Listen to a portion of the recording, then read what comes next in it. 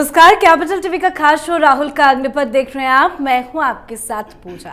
राहुल गांधी संसद और कोर्ट दोनों जगह बुरे फंसते नजर आ रहे हैं। राहुल गांधी के लिए बुरी खबर सामने आई है। राहुल गांधी को भारतीय सेना के खिलाफ अपमानजनक टिप्पणी के मामले में लखनऊ की कोर्ट ने समन भेजा है। समन में कहा गया है कि राहुल गांधी को 24 मार्च को लखनऊ की एमपी एमएलए कोर्ट के सामने हाजिर होना होगा। राहुल गांधी पर आरोप है कि उन्होंने भारत जोड़ो यात्रा के दौरान भारतीय सेना के खिलाफ टिप्पणी की थी। इस मामले में कोर्ट में सुनवाई के दौरान अपर मुख्य न्यायिक मजिस्ट्रेट आलोक वर्मा ने केस की अगली सुनवाई के लिए 24 मार्च 2025 की तारीख तय की है, जिसमें राहुल गांधी को पेशी के लिए बुलाया गया है। आपको बता दें, राहुल गांधी ने अपने बयान में कहा था कि लोग भारत जोड़ो यात्रा के बारे में बहुत कुछ पूछेंगे, लेकिन चीनी सैनिकों की ओर से हमारे सैनिकों की पिटाई के बारे में एक बार भी नहीं पूछेंगे। तो राहुल के इस बयान के खिलाफ कार्रवाई तेज हो गई है। तो वहीं संसद में राहुल गांधी के खिलाफ विशेषाधिकार हनन का नोटिस, जिस पर भी वो बुरे फंस गए हैं। तो आज इन्हीं मुद्दों पे चर्चा करेंगे। मेरे साथ स्टूडियो में मौजूद हैं कैपिटल टीवी के एग्जीक्यूटिव एडिटर राजीव जी। सर, आपका बहुत बहुत स्वागत है। धन्यवाद। संसद और कोर्ट दोनों जगह राहुल गांधी कैसे फंसते नजर आ रहे हैं? देखिए, इस कोर्ट में तो इसलिए फंस रहे हैं क्योंकि राहुल गांधी अपने बयानों के कारण इतनी परेशानियां पैदा कर चुके हैं कि हर एक बयान से एक मामला दर्ज हो जाता है, चाहे कोई भी संवैधानिक इकाई हो या फिर बड़े राजनेता हों। उनके खिलाफ राहुल गांधी ने जो टिप्पणियां की है उसमें हर एक के खिलाफ मामले दर्ज हैं। इसलिए जो मानहानि के मामलों की संख्या है वो 20 से बढ़ते हुए 28 हो चुका है।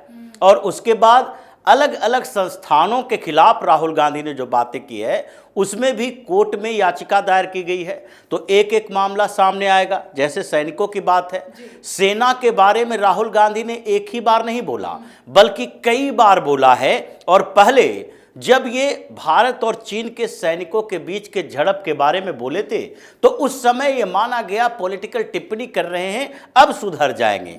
क्योंकि ये पहली बार अचानक से कोई किसी पॉलिटिकल पार्टी को टारगेट करने के चक्कर में किसी संवैधानिक संस्था को टारगेट कर लेता है, तो ये माना जाता है भूल चूक है, बाद में वो सुधर जाएगा। लेकिन राहुल गांधी गालवान की झड़प के बाद से लगातार ये बात करते रहे कि भारत के सैनिकों की पिटाई हुई है। ये अपमानजनक शब्द है। अपमानजनक शब्द इसलिए है क्योंकि सेना अगर युद्ध में होती है या फिर किसी देश के साथ युद्ध होता है तो वैसी स्थिति में अगर हमारे सेना किसी भी परिस्थिति में हार का सामना भी करती है तो उसे सम्मानजनक तरीके से बोला जाता है। यही वजह है कि 1962 में भी भारतीय सेना जब पीछे हट रही थी तो कहा जा रहा था कि भारतीय सेना मजबूती के साथ डटी है और अपने पोस्ट की सुरक्षा कर रही है, और अगर अपने पीछे के पोस्ट की सुरक्षा करना है तो उसे 2 कदम पीछे हटना पड़ता है। यह नहीं कहा गया कि भारतीय सेना भाग रही है पीछे की तरफ, चीन अटैक कर रहा है, चीन हमारे क्षेत्र में घुसा जा रहा है और भारतीय सैनिकों की हत्या कर रहा है। यह बात नहीं कही गई थी। इसलिए राहुल गांधी को इन सम्मानजनक शब्दों का ख्याल रखना चाहिए कि अगर भारतीय सेना की बात कर रहे हैं, वो कोई पॉलिटिकल पार्टी नहीं है, वो आपकी हमारी सबकी सुरक्षा में लगा हुआ है और उसे सम्मानजनक तरीके से उसके लिए बात करनी चाहिए। गालवान में सिर्फ उसकी अपनी निजी संपत्ति नहीं थी, वो भारत माता की भूमि की रक्षा के लिए चीनी सैनिकों से भिड़ा हुआ था। और उस समय जब युद्ध होता है तो किसी न किसी को थोड़ा ज्यादा नुकसान, किसी को कम नुकसान होता है। तो इसका मतलब ये नहीं है कि सामने वाले ने दूसरे को बर्बाद करके रख दिया। जैसे पॉलिटिक्स है, अगर राहुल गांधी ये मानते हैं कि गालवान में झड़प के बाद भारतीय सेना की पिटाई हुई थी और चीन की रिपोर्ट ये कहती है कि चीन के कितने सैनिक मारे गए थे, उसके बाद में कब्रों से पता चला शुरुआती दौर में तो आयरन कर्टन की नीति है चीन की, वो कोई भी खबर बाहर नहीं निकलने देता, धीरे धीरे खबरें बाहर निकलती है। लेकिन अगर 2014 से लेकर 2025 तक चुनावी इतिहास की बात करें, राहुल गांधी 91 चुनाव हार चुके हैं। 91 चुनाव अलग अलग राज्यों में, कुछ उपचुनावों में, लोकसभा में, विधानसभा में जो कांग्रेस की पराजय हुई है, लोकल बॉडी इलेक्शन अभी उत्तराखंड में लोकल चुनाव में कांग्रेस बुरी तरह से हार गई, इससे पहले महाराष्ट्र में हारी, विधानसभा में बैक टू बैक हार मिल रही है, और लोकसभा में आप 2014 के बाद 25 तक, अभी 24 के चुनाव में भी आपकी दुर्दशा हुई। तो क्या कहा जाना चाहिए, राहुल गांधी सरेंडर कर लें या फिर देश छोड़कर चले जाएं, राजनीति छोड़ दें कि नहीं अब हमसे ना हो पाएगा। अगर आप अपनी हार को जीत की तरह मनाते हो, जश्न मनाते हो 99 सीटें आने पर, तो हमारे सैनिकों ने तो वीरता के साथ चीनी सैनिकों को पीछे ढकेला और आप उसे अपमानित करने में लगे हो, तो भावनाएं तो आहत होगी। और इसी बात को लेकर मुकदमा दर्ज किया गया है। राहुल गांधी इस बार ज्यादा बड़ी मुसीबत में फंसे हैं, क्योंकि ये पहला मामला तो है नहीं।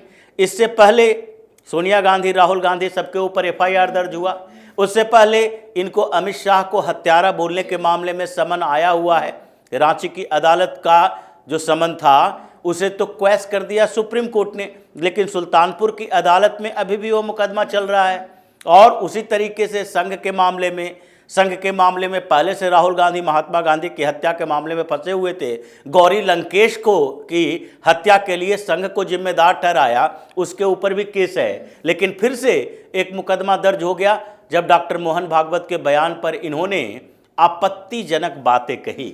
इन्होंने डॉक्टर मोहन भागवत को ही देशद्रोही कह दिया, तो इस मामले में भी FIR दर्ज हो गई है। यानी कि लीगल बैटल में राहुल गांधी अब ऐसे घिर चुके हैं जैसे अरविंद केजरीवाल हर महीने कोई न कोई मुकदमे में घिरा रहा है। बिल्कुल, राहुल गांधी वैसे हमेशा और आए दिन भारतीय सैनिक का अपमान करते हैं, लेकिन ये मुद्दा अब बहुत ज्यादा गर्मा गया। आज तो कोर्ट में सुनवाई हुई, समन भी भेजा गया है। लेकिन सर, संसद के अंदर भी राहुल गांधी कई बार चीन की तारीफ कर देते हैं, भारत को कम आंकते हैं। अभी हाल ही में उन्होंने कहा था कि चीन बहुत आगे है, भारत पीछे है, और उनके कई बयानों को लेकर विशेषाधिकार हनन का नोटिस भी दिया गया है। संसद के अंदर कैसे फंसते दिख रहे हैं राहुल गांधी? देखिए, संसद में भी सेना का मामला है और चीन का मामला है। सेना का मामला इनके उसी अभिभाषण को लेकर है जिसमें इन्होंने कह दिया था कि प्रधानमंत्री मोदी है जो स्वीकार नहीं कर रहे कि चीन ने हमारे 4000 स्क्वायर मीटर जमीन पर कब्जा कर लिया है, और जबकि भारतीय सेना ने इस बात को स्वीकार किया है कि चीन ने हमारे जमीन पर कब्जा किया है।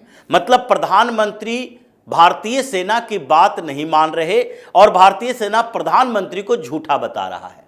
अब इस मामले में भारतीय सेना की तरफ से, रक्षा मंत्री राजनाथ सिंह की तरफ से कहा गया कि कब और कैसे, कब भारतीय सेना की तरफ से कहा गया कि गालवान की झड़प के बाद चीन ने हमारी जमीन पर कब्जा कर लिया था।